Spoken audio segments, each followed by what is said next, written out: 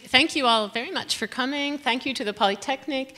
I'm delighted to be here. This is my first ever trip to Russia, and I'm very happy to share my research, but I still find myself wondering just how relevant is what's happening in American suburbs to the issues that Moscow is facing.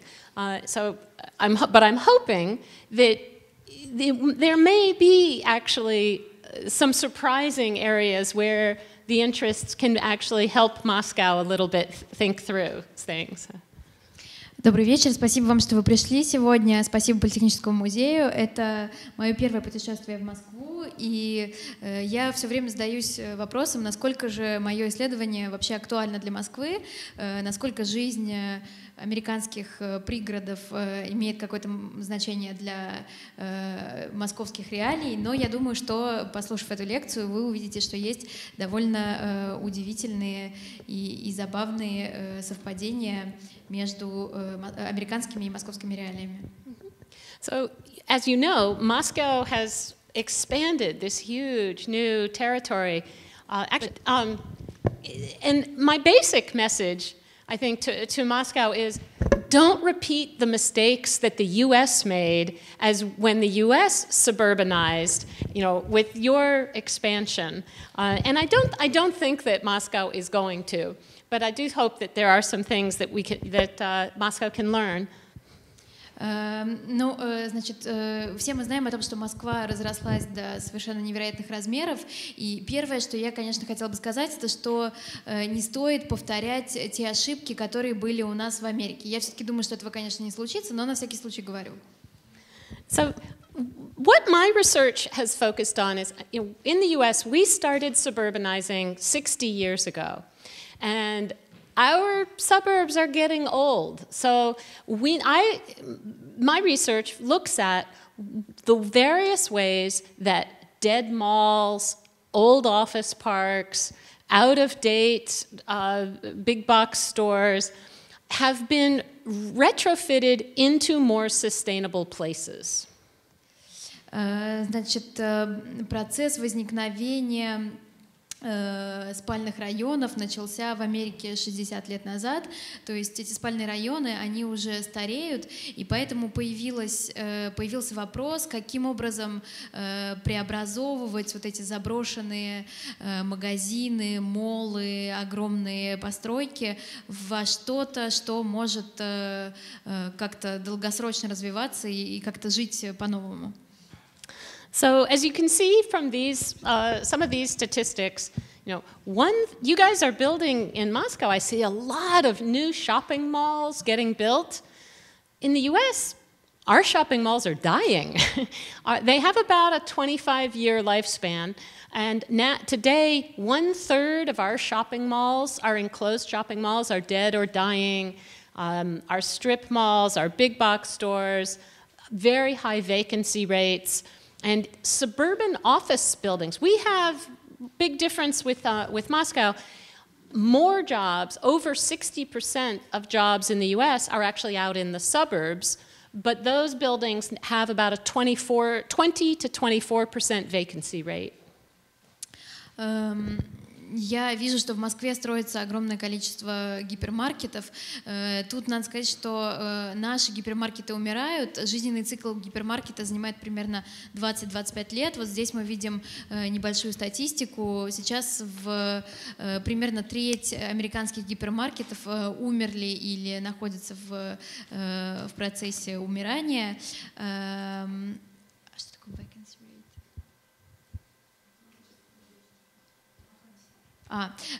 Да, значит, в Америке ситуация немножко отличается от России, потому что у нас 60% вакансий, они находятся в пригороде, но гипермаркеты представляют только 20-24% из этих вакансий.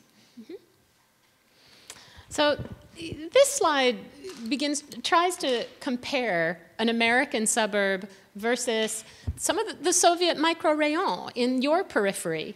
And of course, they're very different, but they actually were built about the same time, and they're both getting old. So let's see, actually turn that so it's not on the slide so much. На этом слайде мы видим, значит, две картинки, которые сравнивают американский пригород и советский микрорайон. Конечно, здесь очень много отличий, но они возникли примерно в одно и то же время, и вот, соответственно, летом примерно столько же. So in the US, every trip is made by car, whereas in the Soviet system, you use a lot of buses, and then certainly the metro station. In the US, our projects tend to be very fragmented. One developer builds a little neighborhood, and then another one builds another, but they don't connect to each other. Yours are also, there's quite a distance between the buildings and the developments because you build with a superblock pattern. Значит, в Америке все передвижения происходят на машине, тогда как в России скорее используются автобусы, какой-то наземный транспорт и, конечно же, метро. Есть и схожий момент, поскольку в Америке застройка идет такими фрагментами, то есть один застройщик делает один кусок, и потом следующий застройщик делает другой кусок, и они, в принципе, не связаны между собой, и довольно похожая система, вот эта система суперблоков существует и в России. In our system, unfortunately, because it's so oriented towards every trip has to be made by car, it becomes a vicious cycle of land consumption, where because every trip is made by car, then every destination has to have a very large parking lot. And that means the buildings get further and further apart from each other, which just, again, makes everything very unwalkable, and people have to drive everywhere. And I think there's an interesting question as Moscow expands into New Moscow, that, you know, that is also potentially going to be a lot of land that's consumed, and it might make more sense to actually densify the existing, the micro-rayons, and put in some infill rather than consume more land out in New Moscow and risk even more car orientation. В Америке из-за того, что все перемещения происходят на машине, у нас происходит такой как бы порочный круг, поскольку все должно быть любая точка, находящаяся в доступности езды на автомобиле, должна иметь, соответственно, огромную парковку. Именно поэтому получается, что из-за этих парковок дома все дальше от магазинов, каких-то предприятий, в которые люди едут, и получается, что потребляется все больше и больше земли. Возможно, это тот момент, который нужно учесть при расширении Москвы в то, что можно назвать новой Москвой, и каким-то образом придумать, как уменьшить потребление земли, а скорее уплотняя застройку и как-то переиначивая вот эту вот идею доступности точек на машине. So most of the rest of the lecture, I'm just going to show American examples, but I just wanted to put this in your heads to think about the potential relationship to Moscow. Оставшаяся часть презентации я буду говорить скорее об опыте Америки, но вот этот слайд как раз показывает сравнение, какие-то мостики, которые могут быть между Америкой и Москвой. So there's no single definition of what actually is a suburb as opposed to a city, and the lines keep blurring. But in my research, I find it useful to focus on the difference between suburban form of the buildings and of the way that land is treated versus urban form. Нет четкого определения, в чем спальный район отличается от города, и граница между этим довольно размытая, но я в своем исследовании сравнивала скорее формы застройки спальных районов с городскими формами.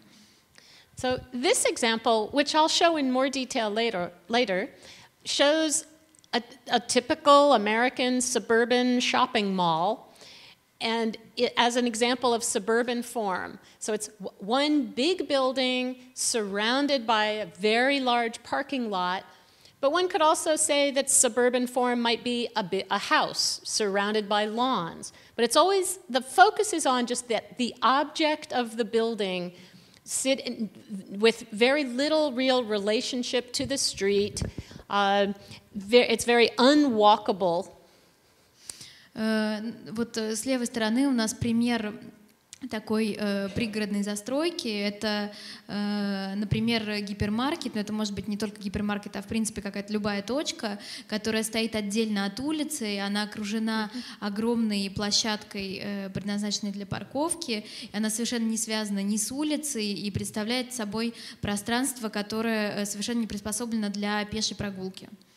So in this example, the shopping mall has been demolished and the site has been retrofitted into a much more urban form, where the buildings actually align and front onto the street. The street now has a grid structure, so it has an urban, walkable structure, and the street really feels like an outdoor room. Это пространство было переделано, как видно, с правой стороны. Оно было превращено в более городскую форму с зданиями, повернутыми в сторону улицы, и с более прогулочным пространством. Okay. And one can also see the difference between suburban form at the top of the left side versus urban form at the bottom of the left side. С левой стороны мы видим сравнение между пригородной формой и городской формой. Вот сверху у нас как раз пригородная форма застройки, а внизу городская. In the suburban form, the uses are all separated. Each one is just has a single road leading to then one really big road that gets super congested. So it's actually kind of like your super blocks that lead to some of the very congested roads here in Что мы видим? Мы видим, что есть одна дорога, которая ведет к одной блочной застройке, которая ничем не окружена. Это похоже на то, что есть, собственно, в Москве, в московских микрорайонах.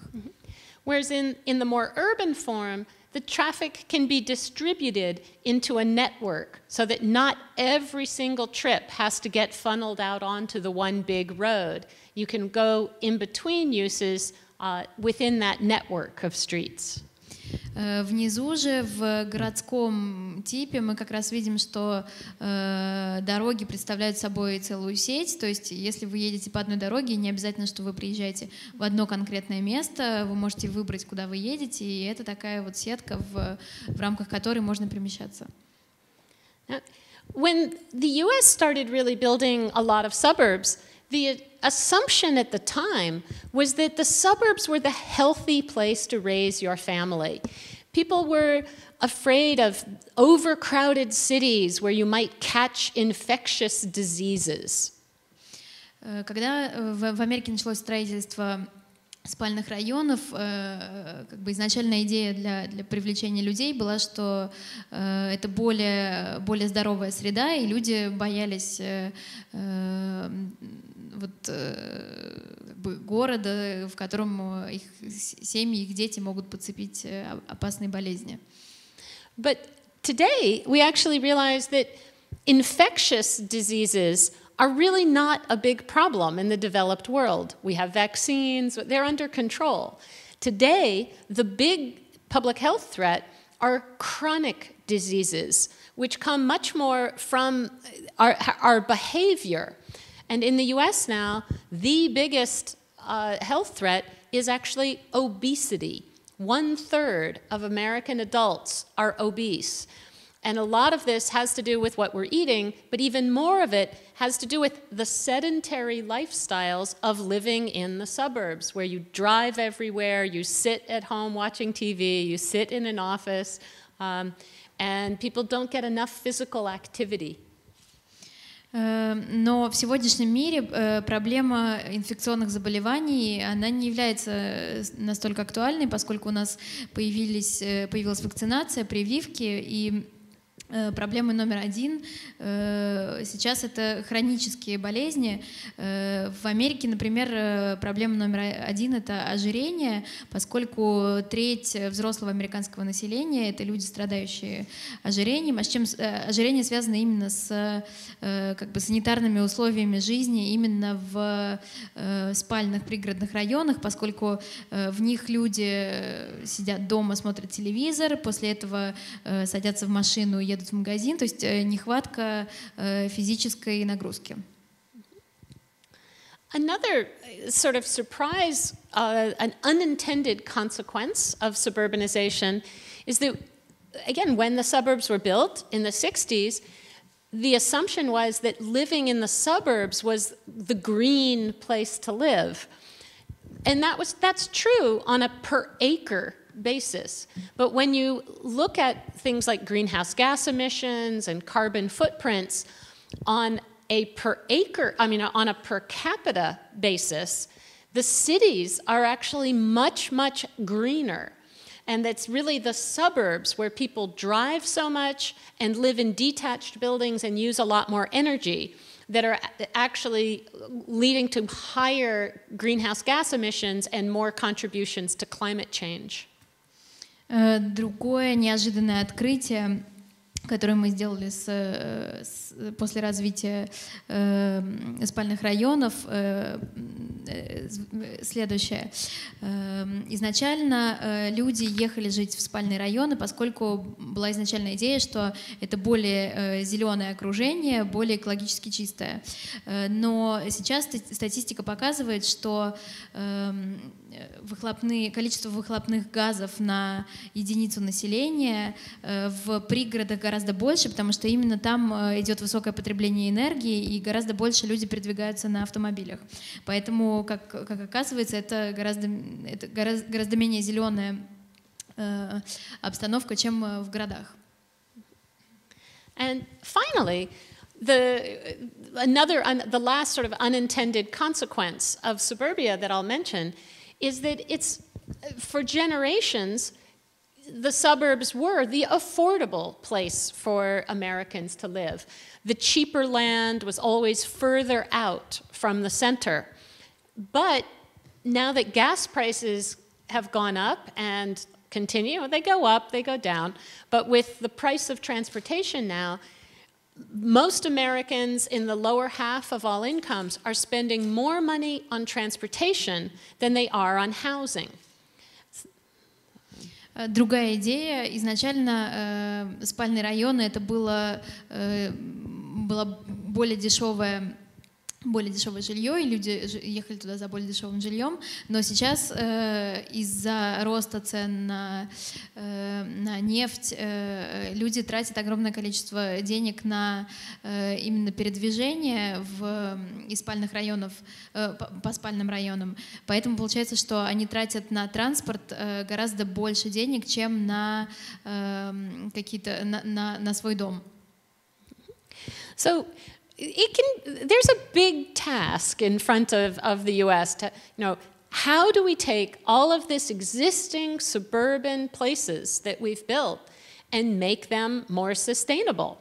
And luckily, there are some really important factors that have been contributing to a lot of retrofitting. И поэтому перед нами стоит такая задача, как принести какую-то новую жизнь в эти спальные районы. И мы выявили два очень интересных фактора.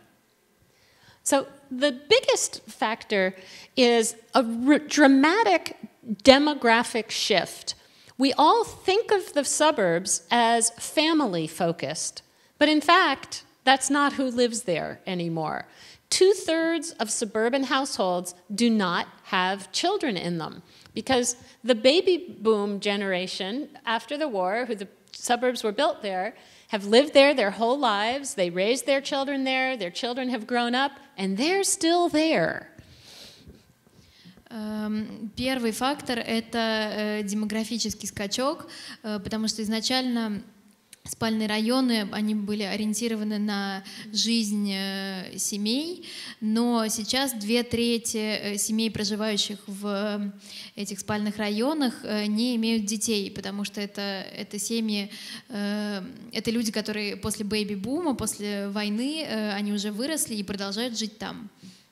So we have a lot of aging population in the suburbs, and then there are still people in their 30s and 40s raising families, but they're a small generation. We just don't have as many people in their 30s and 40s. But we have a lot of people in their 20s. These are often referred to as the millennials or Gen Y.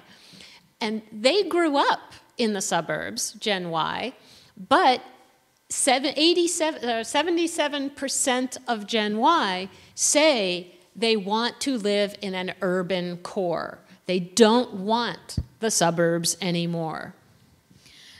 Поэтому получается, что большая часть населения пригородов — это стареющее население. Есть, конечно, какое-то количество 30-летних, 40-летних, которые выращивают своих детей, но их не так много, поэтому рассматривается это население как стареющее. Ну и, конечно, есть прослойка 20-летних, которые продолжают расти в этих районах, но свое будущее они видят скорее в городской среде. What's interesting now, though, is that so you have the two big demographic markets, the baby boomers and Gen Y. The baby boomers want to age in place. They want to stay in the same community, but as they get older and once they can't drive, they want to still be in that same community, but they want to walk to places, they want to volunteer, they want to be active, and they're very worried about being isolated. So they're looking for a more urban lifestyle in their same suburban community. At the same time, Gen Y wants to be in the city, but A, they can't really afford it, and B, most of their jobs are actually out in the suburbs. So in fact, you have Gen Y also wanting a more urban lifestyle out in the suburban location. И получается, что есть две тенденции, связанные с этими двумя разными типами населения. Стареющее население — это люди, которые, старея, выходя на пенсию, они очень боятся быть изолированными, и они, продолжая жить в пригородах, они хотят какой-то активной жизни, и соответственно, они не хотят ходить куда-то, там, устраивать какие-то прогулки, то есть они тоже нуждаются в более городской среде.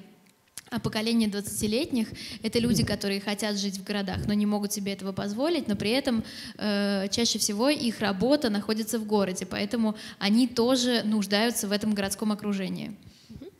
So this slide is of a place in Atlanta, Georgia, where I live, home of CNN and Coca-Cola, and this is the Perimeter Center Mall.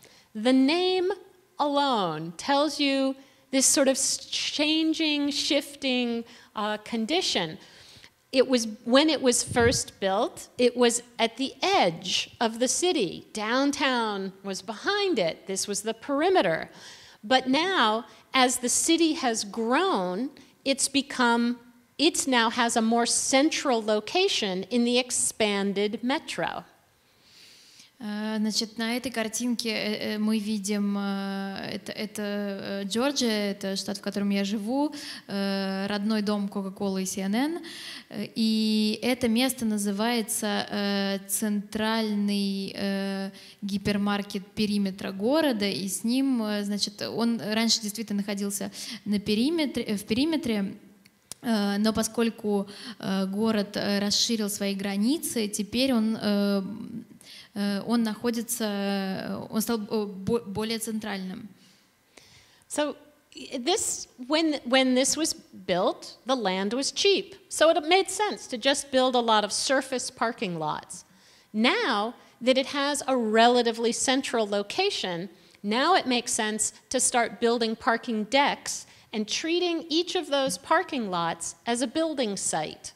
And that's exactly what's happening with a lot of the retrofits. Раньше, когда земля здесь была дешевой, имело смысл делать постройку, вокруг которой находились бы такие огромные парковки. Но сейчас, поскольку земля здесь стала дороже,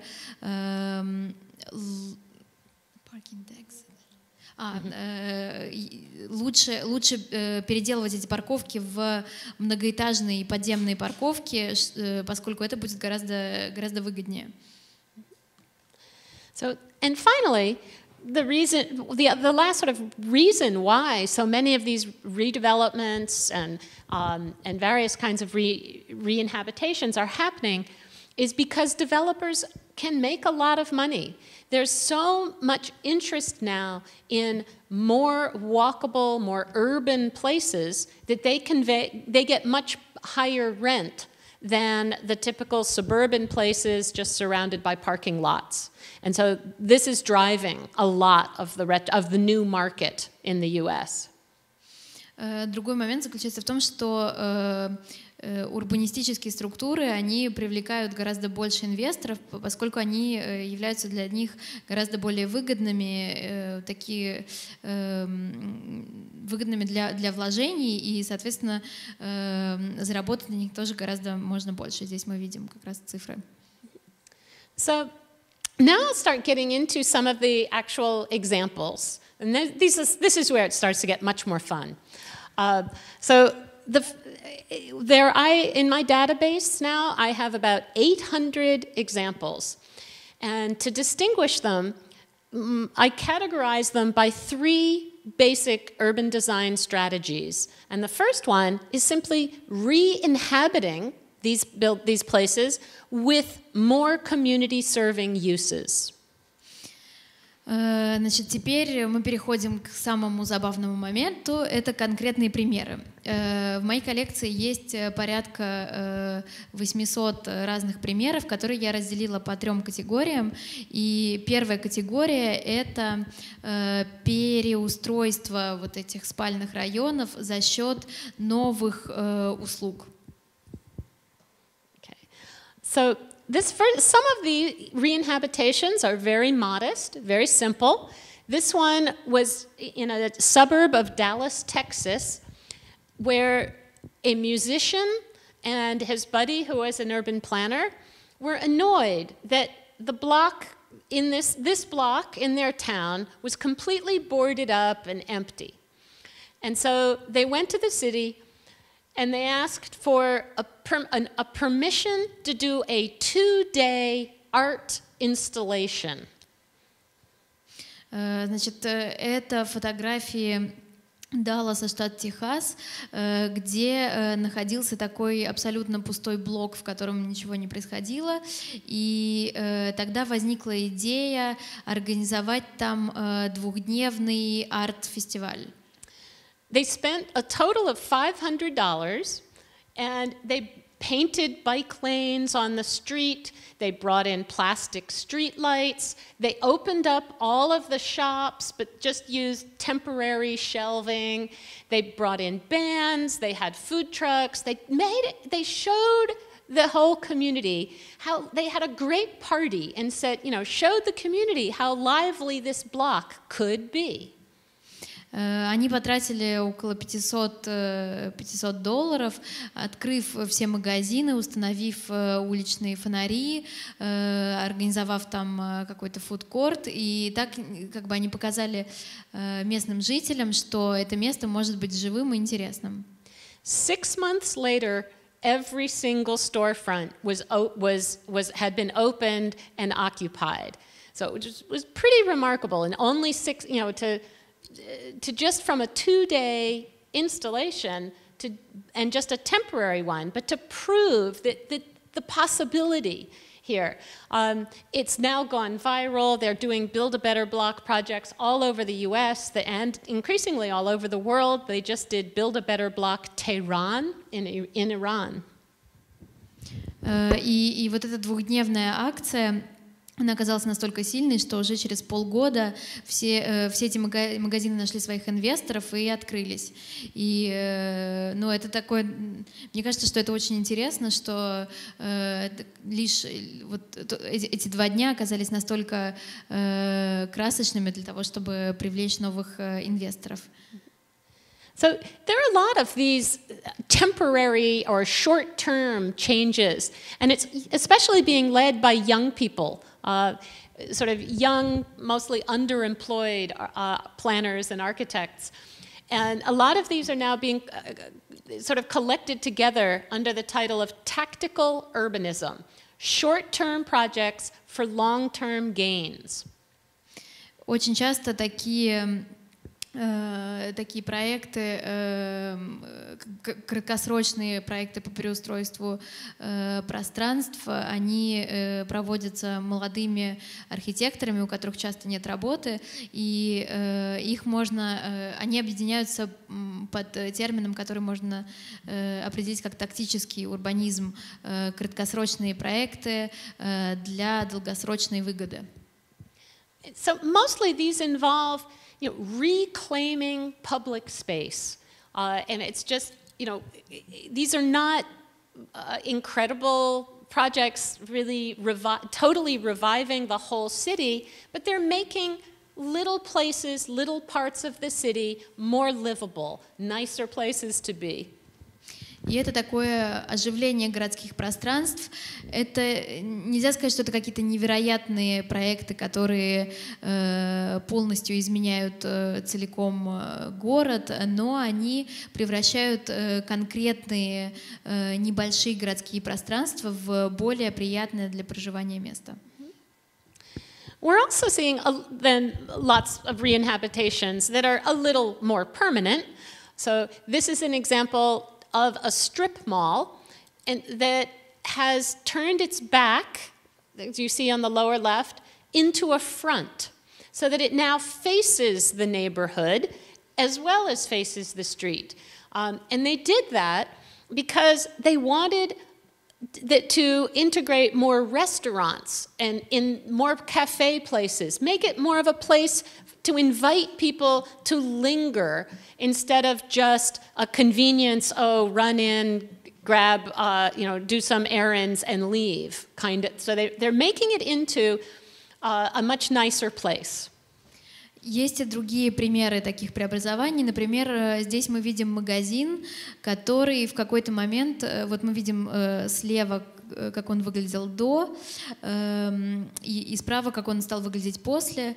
Он решил превратить свою заднюю закрытую часть в переднюю часть, и таким образом, как бы повернувшись лицом к соседним постройкам. Дело в том, что магазин хотел открыть больше пространства для ресторанов и сделать так, чтобы люди в нем задерживались на большее время, они просто как бы заходили, проходили и уходили оттуда. И таким образом он стал гораздо более живой точкой. Part of what's driving these kinds of changes is it creates what sociologists like to call a third place. So if home is the first place, work is the second place, the third place is where you go to build community, where you have a sort of social place to meet other people or at least just see other people. And the suburbs were originally designed assuming that the school was the center of the social life. But now that most of the households in the suburbs no longer have children in them, there's a real need for more restaurants, more cafes, more places for people to just gather in the neighborhood and have a place to be social. Что же толкает людей на подобные преобразования? Дело в том, что есть такая тенденция, которую социологи называют третье пространство, именно третье место. Именно необходимость в создании третьих мест и двигает на такие изменения. Первое место — это дом, второе место — это работа, а третье место Ну, когда строились пригородные районы, считалось, что третьим местом будет школа. Но, как мы знаем, у тех семей, которые сейчас живут в спальных районах, детей нету. Поэтому им нужно какое-то третье место, в котором они будут общаться между собой, приходить, встречать каких-то новых людей. И поэтому необходимо открывать новые рестораны, кафе, какие-то общие пространства. We also find lots of examples of former big stores being turned into gymnasium, being turned into universities or schools, being turned into medical centers, libraries. There are lots and lots of examples like this. Есть огромное количество примеров, как такие огромные застройки, огромные гипермаркеты были переделаны в спортивные залы, школы или университеты или библиотеки. And sometimes, when it's even a whole group of dead retail buildings that can then being turned into a town center. This is a project where they took out one of the stores, made a town green, and then re-inhabited the old stores with a library, a community college, some offices. А порой такие коммерческие застройки могут быть преобразованы и в городской центр. Вот здесь, например, мы видим, что центральная часть была снесена, и из нее сделали такое зеленое пространство, а остальные три постройки были переделаны в библиотеку и городской центр. And then the last of the reinhabitation projects, there are also some interesting examples of how these old buildings are being used to provide some of the new energy infrastructure for the 21st century. Еще интересный момент, как такие старые умирающие коммерческие постройки могут служить новым источником энергии для 21 века. So these Sears stores are now being turned into data centers, which are where all of us who use our smartphones, the cloud is then processed and stored in these massive servers that just need windowless boxes, but they generate a lot of heat, and then the heat is now captured and then is used for what are called district heating systems to heat the entire neighborhoods around the stores. И здесь мы видим подобный проект. Здесь, в этой крупной постройке, был создан склад для серверов, которые собирают данные, вот все мы используем смартфоны, и все данные, которыми мы обмениваемся, хранятся в таких серверах, производят огромное количество энергии, тепла, и это тепло, оно используется для отопления, собственно, вот городской структуры, находящейся вокруг этой постройки.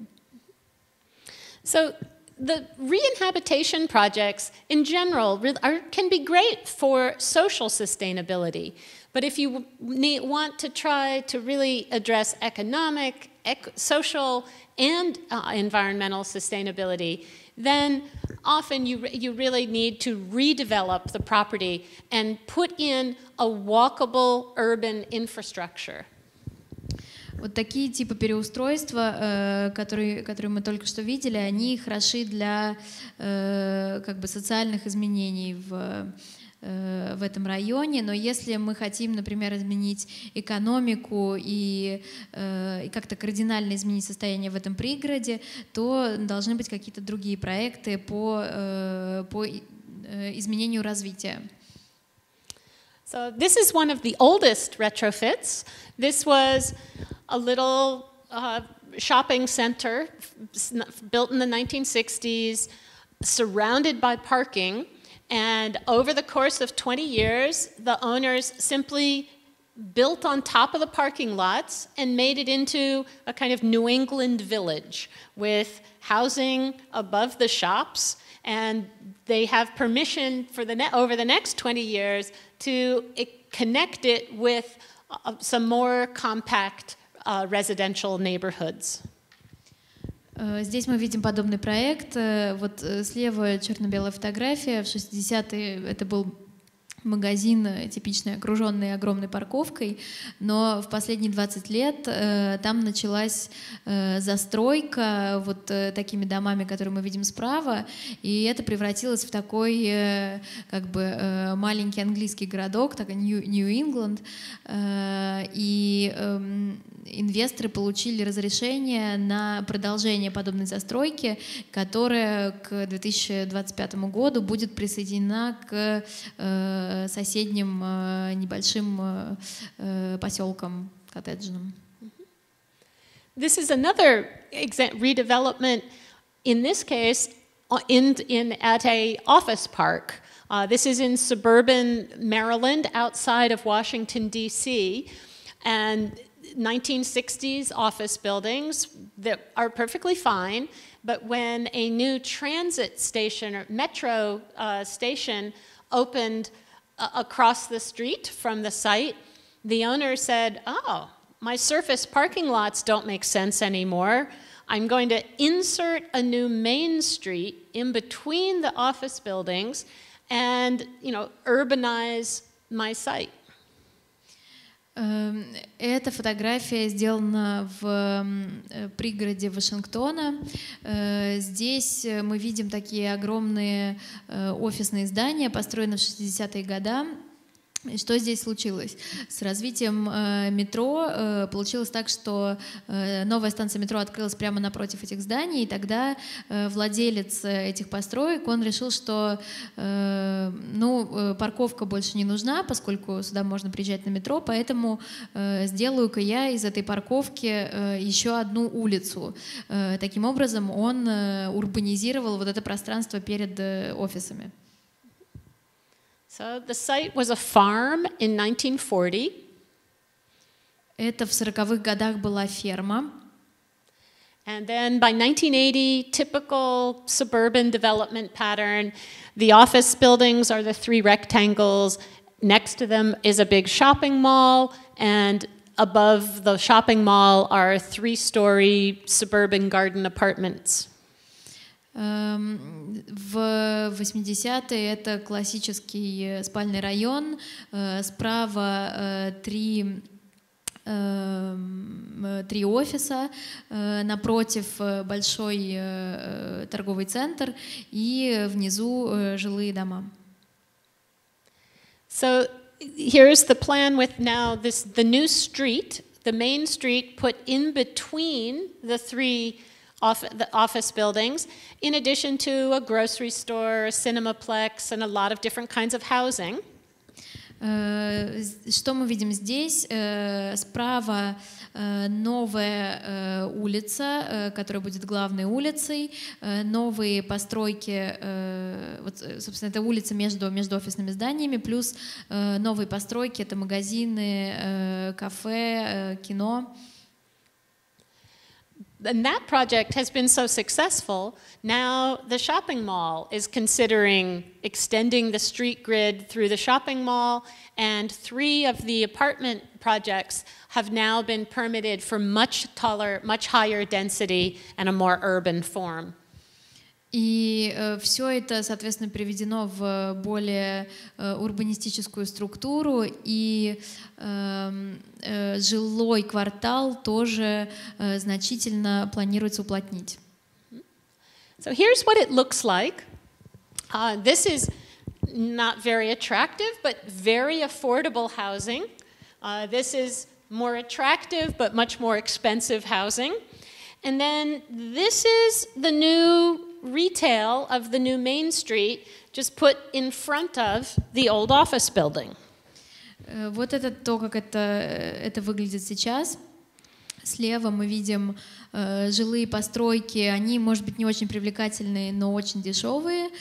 Справа более дорогой квартал и, соответственно, более привлекательный. А внизу это вот та самая главная улица с новыми пространствами, которая была построена перед офисными зданиями.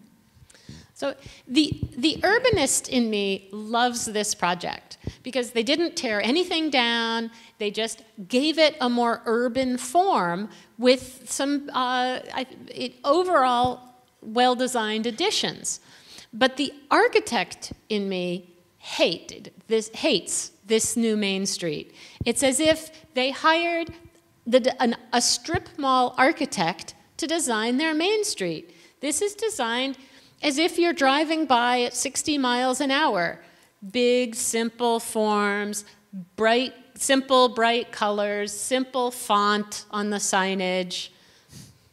И здесь, значит, такой момент. Я как урбанист очень люблю этот проект, мне здесь все нравится, потому что никто ничего не сносил, и там старое пространство преобразовано в нечто более новое, более городское, но я как архитектор ненавижу этот проект, потому что, посмотрите, это такие простые формы, как будто они взяли архитектора, который до этого строил спальный район, для того, чтобы он построил вот такую городскую структуру. Простые формы, простые цвета, все выглядит как будто вы проноситесь мимо на машине.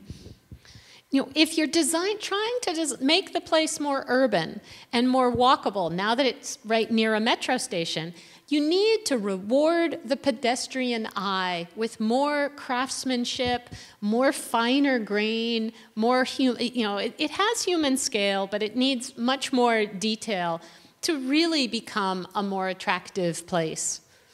Если мы превращаем это в городскую структуру, если здесь появляется метро, нужно смотреть на эту постройку, как на это смотрит человек, который прогуливается по ней. То есть нужно смотреть на это с позиции пешехода. Это должно быть больше деталей и больше какого-то изящества и тонкости в работе.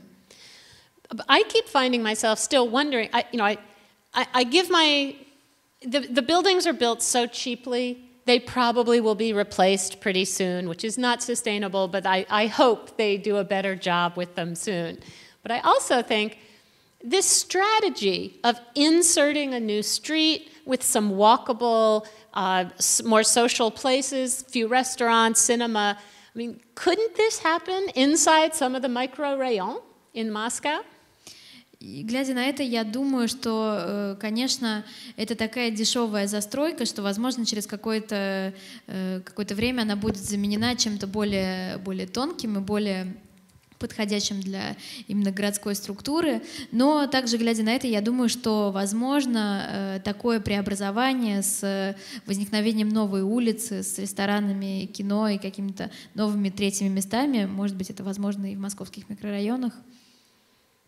So design really matters.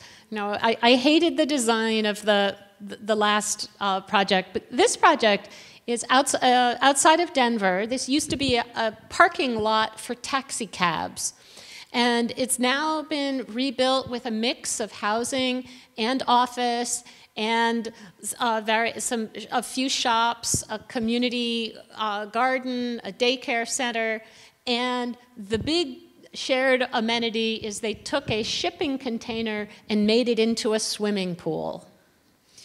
Надо сказать, что дизайн имеет огромное значение. Вот предыдущий дизайн мне не нравился, а вот этот проект мне очень нравится. Это это Денвер, да, это Денвер, и это пространство раньше было парковкой для такси, сейчас это представляет собой такое смешение, где есть часть, это жилые пространства, часть офисы, какие-то кафе, школа и огромный склад, который был преобразован в бассейн.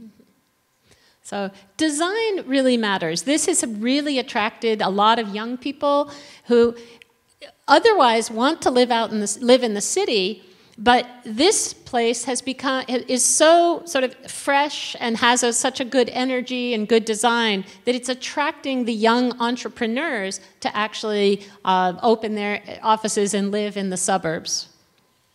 Здесь мы видим, что это прекрасный дизайн, и это место привлекло огромное количество молодежи, каких-то молодых инвесторов и, может быть, тех людей, которые хотели жить в городах, но у этого места такая положительная энергия, что какие-то молодые девелоперы, они захотели скорее вложиться именно в это место. This is another example of using design in a redevelopment, but also to really retrofit the reputation of the community.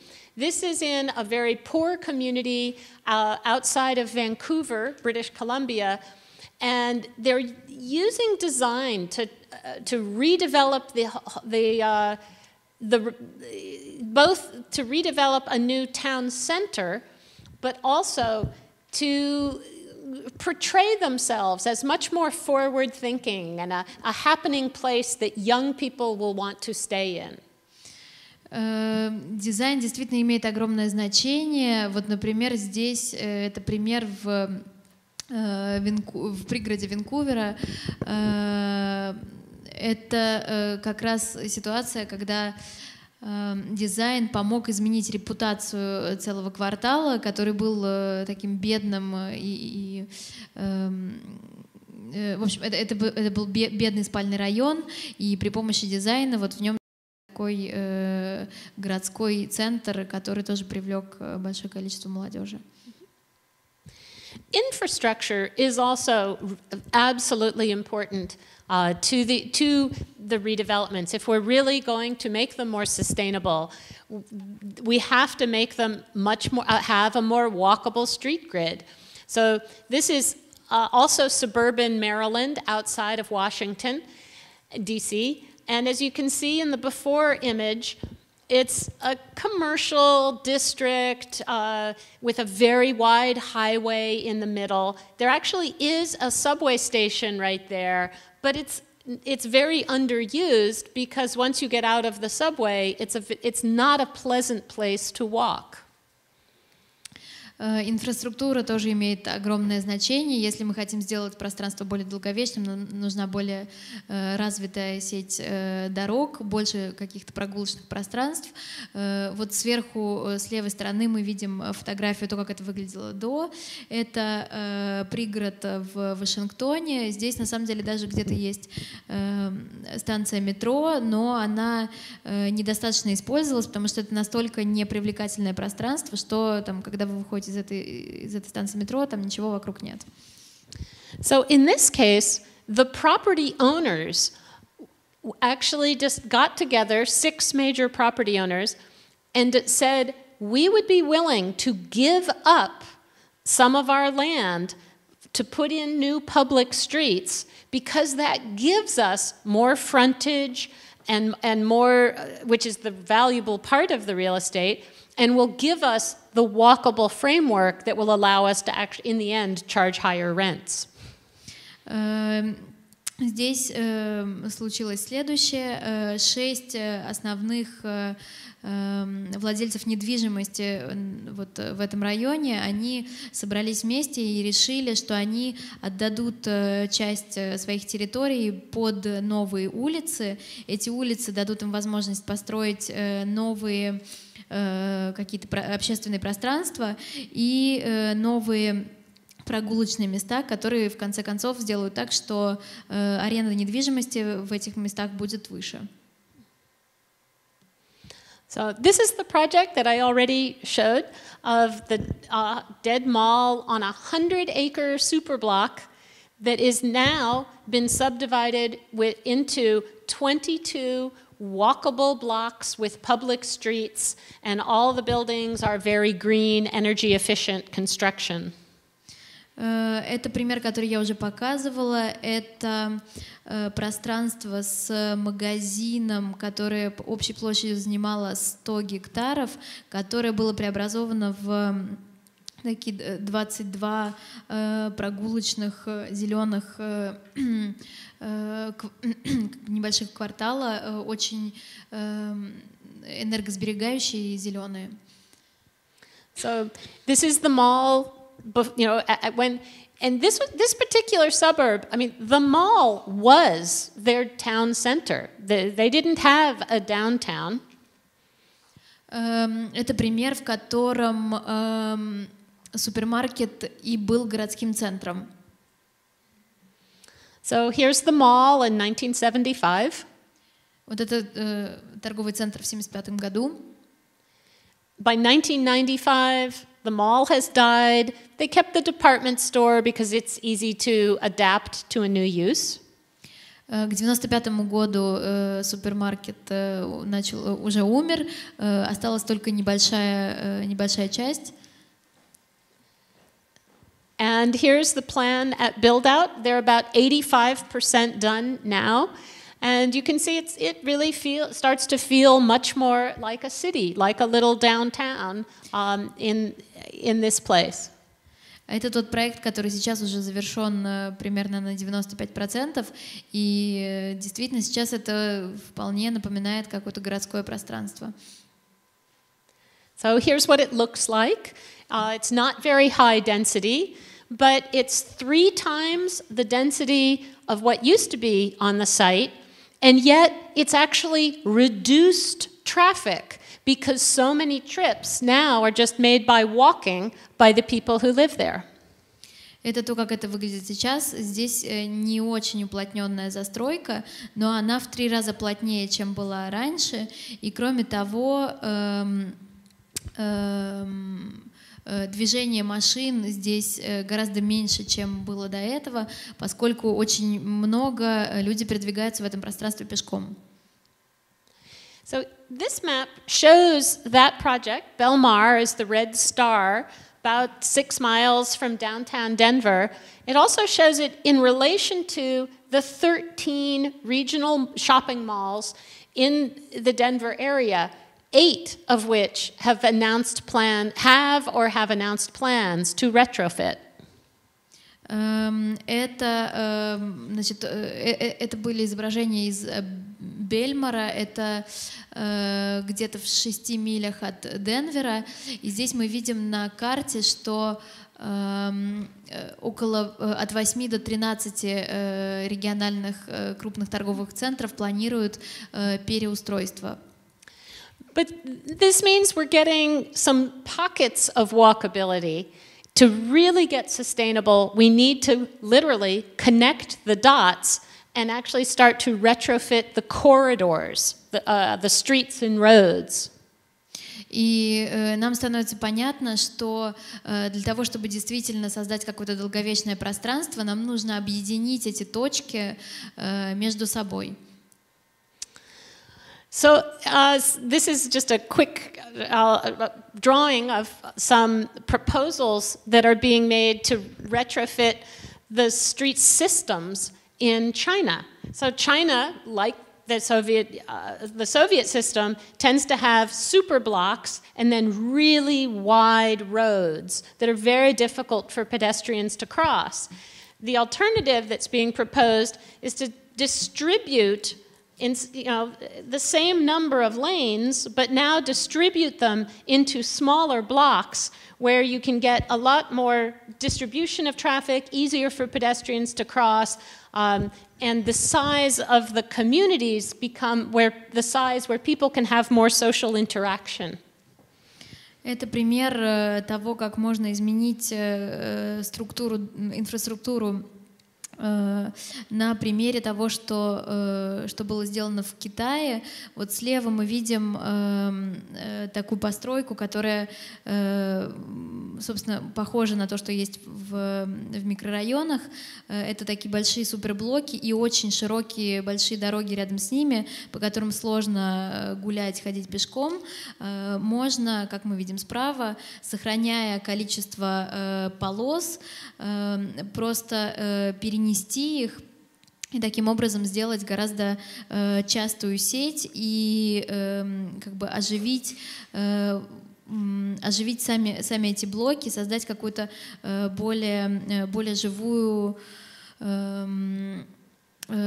ситуацию в рамках вот этих ячеек. So sometimes these retrofits of the corridors can sometimes be rather counterintuitive. This is a case of a small suburban town in California. This was their main street. And the retail was dying, losing to the mall, because it was not a very nice place. They actually put it on what they call a road diet. It went from 5 lanes down to 2 by putting the parking in the middle, but making the parking a very attractive place in between street lights and street trees. It's now, so now even though the traffic has gone from only 5 lanes, from a big 5 lanes, it's gotten reduced to only 2, it's actually a much nicer place, and now the retail is doing much better, there's less accidents, it's revived this town. Вот здесь мы видим такой пример. Слева то, как это выглядело раньше. Здесь было уменьшено количество полос, и после того, как торговый центр перестал существовать, парковка была перенесена в центр между двумя дорожными полосами, и поскольку это стало выглядеть гораздо более привлекательно, и, соответственно, здесь тоже появилась какая-то жизнь, и аренда также поднялась в этом месте. Because the point is that really cars have a tendency, and if we let the city be designed entirely for the cars, it really reduces the value of the places around them.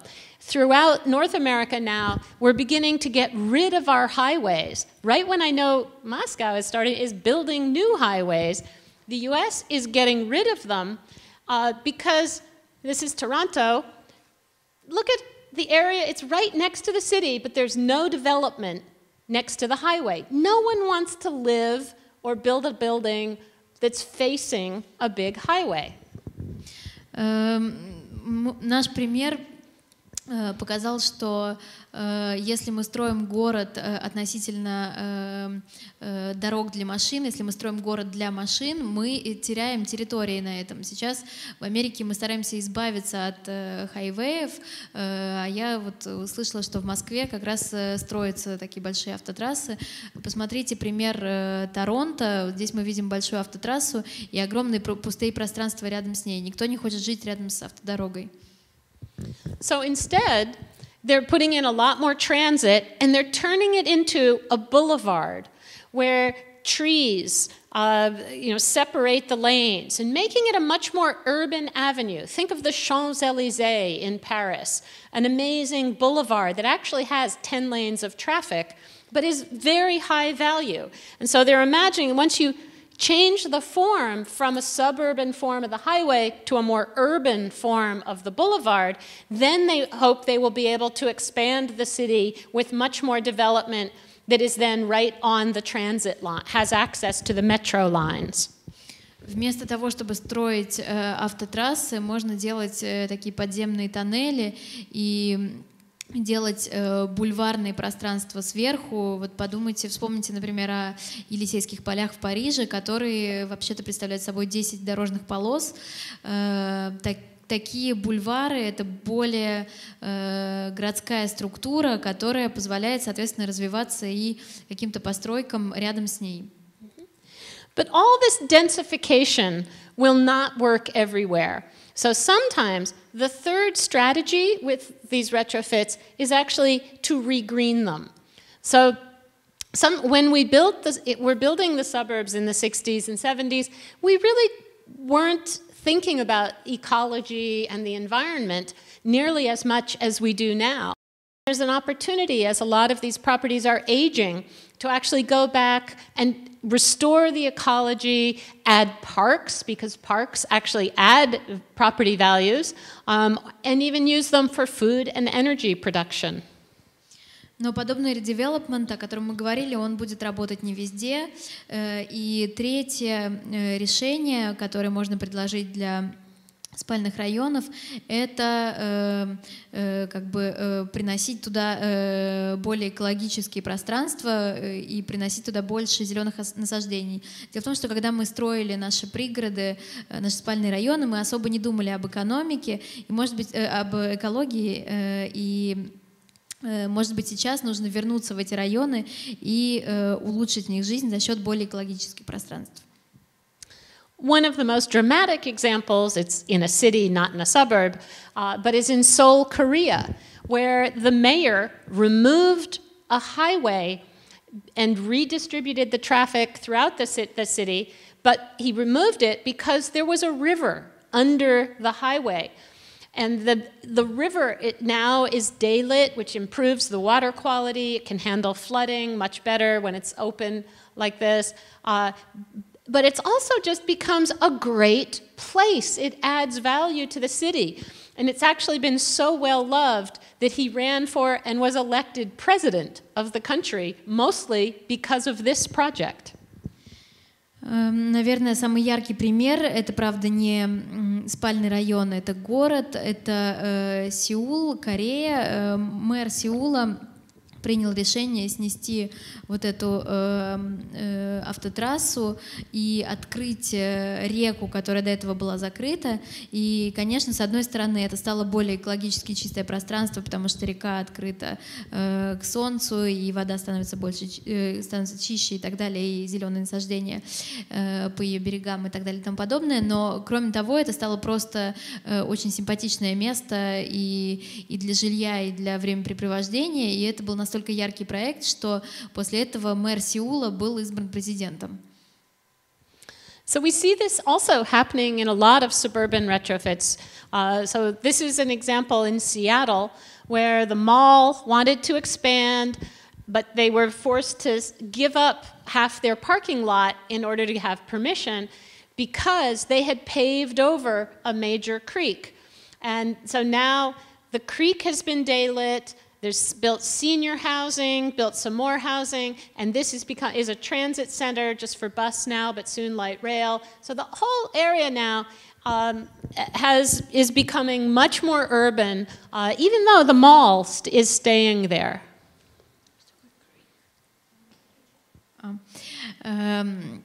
Так, значит, здесь у нас есть торговый центр, который, это пример в Сиэтле, он хотел расширяться, но он был вынужден отдать часть своих парковок, поскольку рядом находится вот такая небольшая речка, вокруг которой расширялось зеленое пространство, и это тоже всячески облагородило пространство, соответственно, и рядом с этим торговым центром.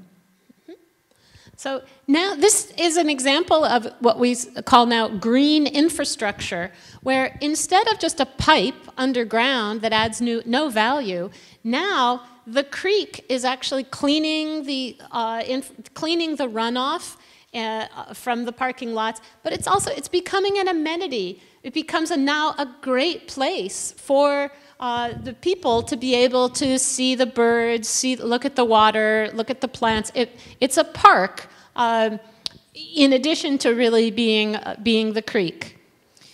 И с одной стороны, вот эта речка, она очищает сточные воды с парковки и делает это место более экологически чистым, но кроме того, это очень приятное пространство, потому что оно превратилось вот в такой небольшой парк.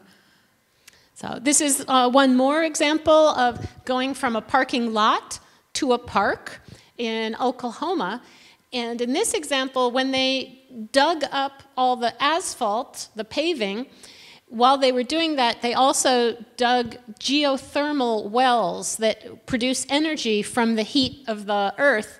And the power from the geothermal wells is now a sustainable source of energy that provides the power for several nonprofit agencies that are now have offices around the park. They provide programming to activate the park, and it's now stimulated redevelopment in the whole area. Вот еще один пример в Оклахоме, как парковка была преобразована в парк. Здесь был поднят асфальт, и когда асфальт убирали, были установлены специальные устройства для выработки экологически чистой энергии, которая питает несколько организаций, находящихся неподалеку с этим местом. Okay. So last slide. What are these places like? This is a slide showing a protest happening on the AstroTurf town green of this a retrofit outside of Washington. And AstroTurf is the plastic kind of grass, the fake grass that football players practice on. And you know, this sort of speaks to, on the one hand, the architect in me says, oh no, they've made the public space with plastic grass. That's so fake. That's so phony. Oh, this just feels instant and not very good. Как же выглядят эти пространства? Здесь мы видим митинг, который проходит на одной из площадок в Вашингтоне. Мы видим, что люди стоят на такой пластиковой, зеленом пластике. Это такая искусственная трава. И я как архитектор думаю, какой кошмар, как можно было сделать искусственную траву в общественном пространстве. Again, the urbanist in me says, but hey, a protest is taking place, and that's exactly what a public space is supposed to do, is to allow and enable this kind of public activity. So in its previous life as a parking lot, you can't have a protest in a parking lot. They got the urbanism right of at least introducing that urban framework to the suburban places. So in the end, I think a lot of these suburban retrofits, they're still very new. They're still kind of growing and evolving. They're kind of hybrid places, but they are getting better, and I hope that there's something that you can learn from them. Но с другой стороны, я думаю, да, но это же в конце концов протест.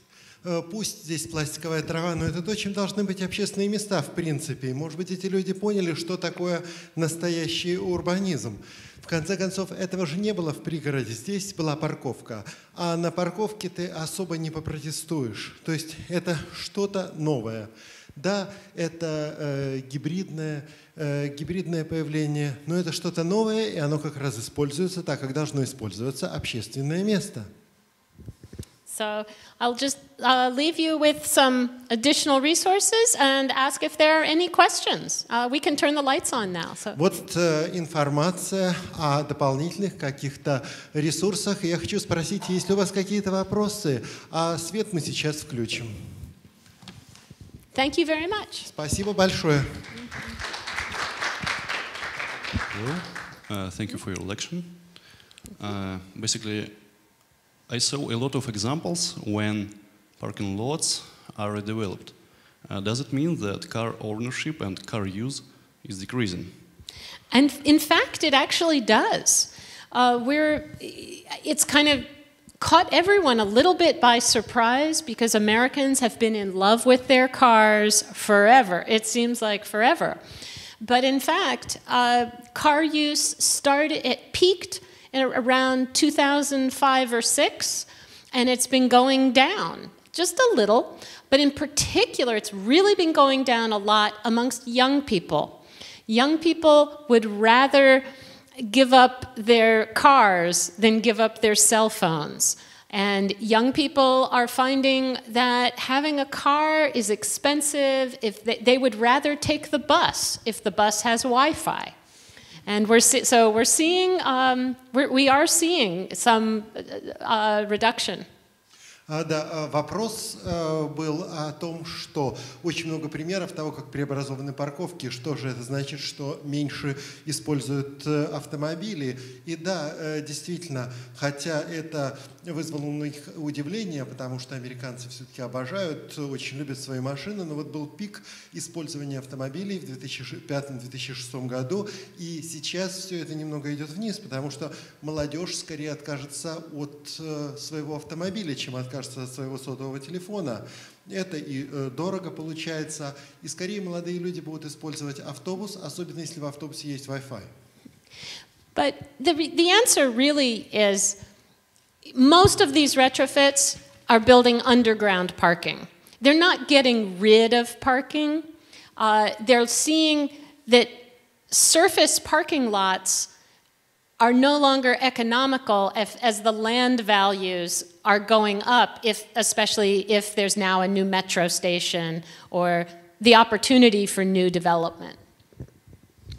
И во многих местах таких переделанных там подземные парковки, потому что они поняли, что наземные парковки это уже становится достаточно дорого, потому что земля дорожает, особенно если рядом строят какую-то новую автостанцию или просто используют для чего-то земельный участок, поэтому экономнее использовать подземную парковку.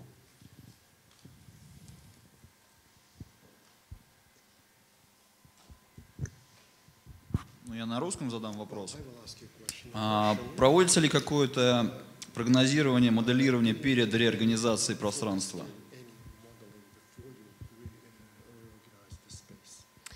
Yes, there's actually quite a lot. Certainly, before anyone is going to spend the kind of any money, there's modeling done. For the re-inhabitation, sometimes the temporary re-inhabitations that I showed, the tactical projects, that is the model. It's just, let's try something. But if you're really going to redevelop and demolish things and build, absolutely, you're going through all the same kind of modeling that you would do if it was a brand new project. But some of it is interesting what some of my students have come up with some tools to look at typical suburban areas and analyze which areas are more likely to be retrofittable and which are less likely.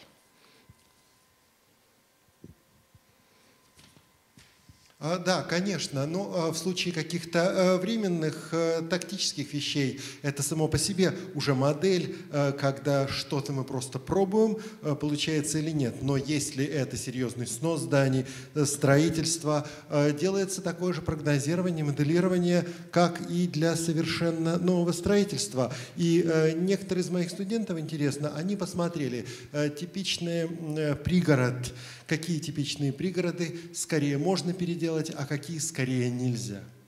Because you may have noticed, most of the projects I showed were on the sites of retail, because retail has a short lifespan. There have been a few, I could have showed some examples, but it's rare to see redevelopment of single-family home properties. It's just more difficult to acquire all of the properties and really do a substantial redevelopment. So we tend to refer to the areas that are full of single-family homes as static. They're not likely to change. The places with a lot of retail are very elastic. They change, and then the areas that are large properties with a single owner, like a shopping mall, an office park, those we call campus properties. And the campus properties, when they flip, they can catalyze a lot of change. Да, и вы заметили, что большинство мест, которые переделаны, это места розничной торговли, потому что розничная торговля не очень долго живет. Редко вы видите, что переделают просто дом на одну семью, район с домами на одну семью, потому что очень трудно купить такой участок с домами на одну семью, поэтому это достаточно статичный район. А в том, что касается розничных продаж, это достаточно эластичный район, и здесь, особенно если это крупная собственность, один владелец, торговый молл, офисный комплекс, и в этом случае можно купить, и уже это новое строительство, переделка является катализатором для всего района. Does that answer Я your ответила question? на ваш вопрос.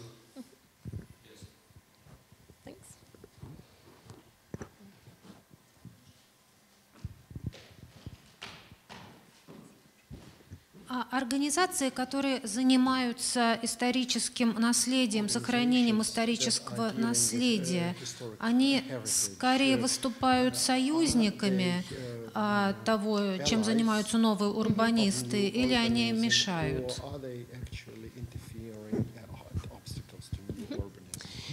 You know, it's interesting. In the U.S., to get historic preservation status, a building has to be at least 50 years old. And the reality is a lot of the projects that I've shown, they were built in the 60s. They are potentially eligible.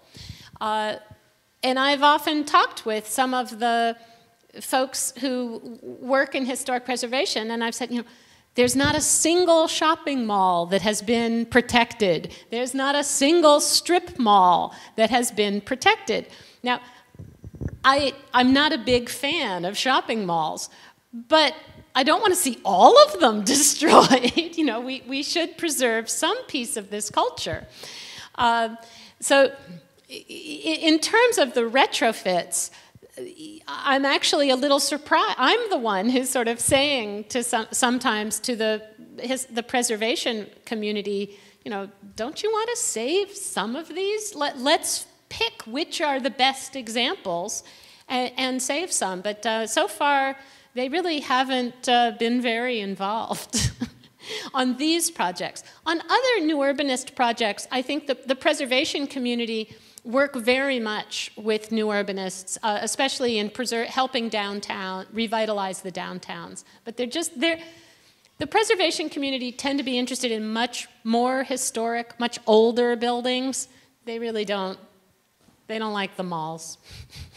Да, но что интересно, в Соединенных Штатах считается, что может быть памятник архитектуры, если это строение, по крайней мере, 50-летнего возраста. И здесь многие переделанные районы, они 60-х годов, поэтому потенциально они вполне могут сохраниться. И что интересно, никто не думал о том, что исторически надо сохранить, например, торговый молл, или исторически сохранить полосу с магазинами. Я, конечно, за переделку, но не надо же их все уничтожить. Что-то, может быть, стоит и оставить. И я, когда говорю с людьми, которые занимаются защитой старых зданий, я их спрашиваю, может быть, что-то стоит спасти, например, найти какой-то наилучший пример и оставить его. Но их интересует, конечно, гораздо более старые здания, хотя они работают вместе с новыми урбанистами в проектах, связанных с возрождением центра города. Но в любом случае волнуют их гораздо более старые здания, чем те, которыми мы занимаемся.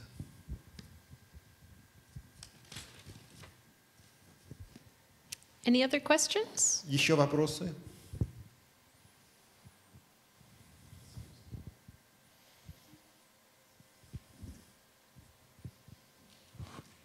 Нет вопросов. Тогда спасибо вам. Давайте поблагодарим нашего лектора. Ура! Thank you very much.